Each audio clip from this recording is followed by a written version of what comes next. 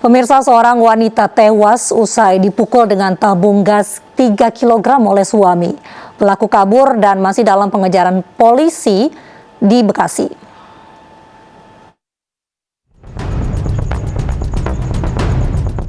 Seorang ibu rumah tangga tewas mengenaskan di tangan suaminya sendiri usai dipukul menggunakan tabung gas 3 kg di bagian kepala pada Rabu dini hari. Korban yang merupakan warga kampung Keranggan Kulon, Kota Bekasi, Jawa Barat ini ditemukan bersimbah darah di ruang tamu oleh anaknya yang masih berusia 5 tahun yang terus menangis hingga mengundang perhatian tetangga. Menurut penuturan warga, suami korban, Hari Purnama, tega memukul korban dengan tabung gas akibat permasalahan rumah tangga. Ironisnya, pelaku melakukan aksi kejinya saat korban tengah tertidur memeluk anaknya. Histeris, nangis, ada warga yang dengar, disamperin ke sana. Ya, lihat kondisi si anak itu memang udah berlumuran darah, minta tolong sama warga. Siapa yang berlumuran darah? Anaknya, anak yang pertamanya. Anak yang pertama. Berarti luka-luka juga ya? Enggak, anak yang pertama enggak, karena posisi si anak itu saat itu sedang tidur dengan ibunya. Oh, tidur bareng. Tidur bareng dengan ibunya, kemungkinan dipukul dengan tabung gas itu atau gimana. Ya, darah itu ada di badan anaknya. Hingga kini kepolisian Polres Metro Bekasi Kota telah memeriksa 3 orang saksi yang merupakan tetangga korban. Adapun barang bukti yang diamankan dari lokasi kejadian yaitu tabung gas 3 kg. Masih dalam penyelidikan, ya. Kalau masih pelaku diselidiki oleh pihak kepolisian. Kalau dugaan pelaku sendiri siapa, Bu? Yang diduga informasi dari ini yang kita cari beritanya ya, itu adalah suami dari korban itu sendiri. Usai menghabisi nyawa istrinya, pelaku kabur dan masih dalam pengejaran petugas kepolisian Polsek Jati Sampurna, Bekasi. Sementara jenazah almarhumah telah dimakamkan di TPU terdekat. Dari Bekasi, Jawa Barat, Rahmat Hidayat, iNews melaporkan. Tak terima anaknya dimarahi kepala sekolah karena tidak mengikuti ujian. Orang tua murid di Belu, Nusa Tenggara Timur mengamuk dan menikam kepala sekolah. Korban menderita luka serius di kepala.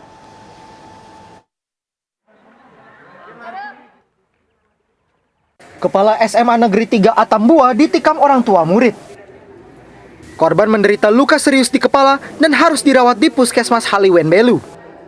Peristiwa penganiayaan terjadi setelah korban memarahi siswanya karena tidak mengikuti ujian sekolah. Kasat Reskrim Polres Belu mengatakan orang tua murid itu tidak terima anaknya dijambak oleh kepala sekolah karena tidak mengikuti ujian. Anak tersebut siapa yang tidak mengikuti ujian sekolah? Jadi yang tidak mengikuti ujian sekolah tersebut dijambak rambutnya oleh kepala sekolah. Jadi atas perlakuan tersebut, anak tersebut tidak menerima atas tindakan dari kepala sekolah SMA 3 Atambua. Jadi dia pulang mengadu kepada bapaknya. Pelaku yang sempat melarikan diri akhirnya ditangkap tim Buser Polres Belu untuk diperiksa. Dari Belu, Nusa Tenggara Timur, Stefanus Dilepa, iNews melaporkan. Keluarga korban tewas yang diduga dianiaya security mendatangi Rumah Sakit Rajak Jakarta.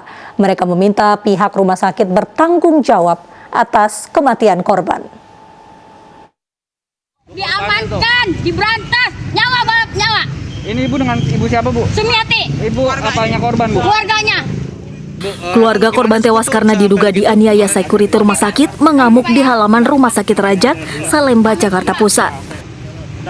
Keluarga meminta pihak rumah sakit bertanggung jawab atas kematian Amin Kurniawan yang diduga tewas akibat dianiaya sejumlah oknum security rumah sakit karena dituduh mencuri sebuah telepon genggam. Bahkan keluarga korban lainnya nyaris memukuli petugas security rumah sakit. Beruntung polisi yang ada di lokasi berhasil melerai keributan. Aksi mengamuk satu keluarga dilakukan usai mereka memakamkan jenazah korban di TPU Kawi-Kawi, Johor Baru, Jakarta Pusat. Kematian korban itu ya karena dia mengalami pembengkakan pendarahan di kepala yang sedang diselidiki sampai saat ini, dan itu juga tidak tahu karena pukulan benda tumpul kah atau dengan tangan kah.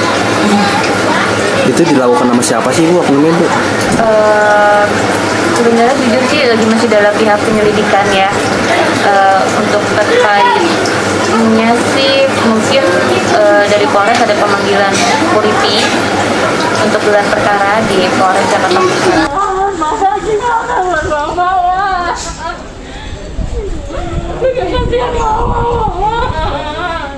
Sementara itu polisi memastikan korban tewas karena dianiaya. Korban mengalami luka parah di kepala serta luka lebam di sekujur tubuh. Untuk kita tadi dari Polsek membantu pihak Polres karena istri korban melapor ke Polres. Kita sekitar 10 saksi dibawa ke Polres. Siapa aja Pak? Antara lain ya pihak dari security rumah sakit, kemudian ada karyawan dan warga di sekitar rumah sakit tersebut. Ya Pak, untuk lokasi TKP penganiayaan kesimpulannya memang di area rumah sakit apa gimana Pak? Masih dalam penyelidikan pihak Polres Jakarta Pusat ya. Polisi memeriksa 10 saksi termasuk petugas keamanan dari rumah sakit tersebut. Keluarga berharap polisi segera mengusut tuntas kasus ini. Dari Jakarta, Rani Sanjaya, iNews melaporkan. Pemirsa, tewasnya seorang mahasiswa UNS Solo masih menyisakan misteri. Polisi memeriksa 21 saksi termasuk dosen untuk menguak misteri kematian.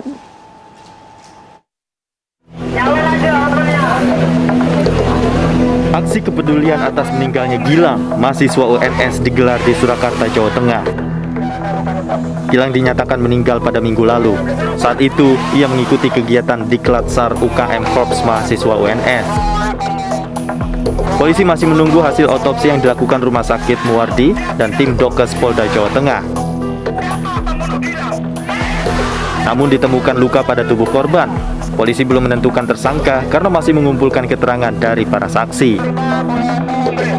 Hari Senin tanggal 25 Oktober 2021 pukul 09.00 kita lakukan gelar perkara untuk menentukan langkah penyelidikan meningkat statusnya menjadi penyidikan atas beberapa pertimbangan maupun temuan hasil olah TKP maupun berita acara klarifikasi yang dilakukan oleh tim penyelidik Satreskrim Polresta Surakarta.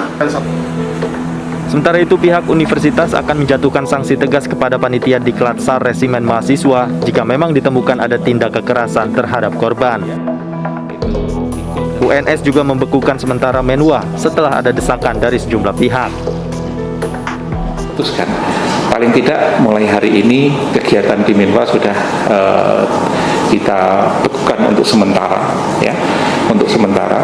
Jadi sudah ditutup semua kantor sekalian untuk mengamankan barang bukti yang ada di sana. Lantas yang kedua, apakah nanti dibekukan dan seterusnya, itu kami akan mengikuti aturan yang berlaku dan mengikuti hasil dari temuan teman-teman yang tergabung ke dalam tim evaluasi tersebut. Kampus UNS membentuk tim evaluasi untuk mengumpulkan bukti dan kronologi terkait pelaksanaan Diklat SAR Menwa. Dari Surakarta, Jawa Tengah, Septiantoro, iNews melaporkan. Unjuk rasa mahasiswa di Makassar berlangsung ricuh. Informasinya hanya di iNews Malam sesaat lagi.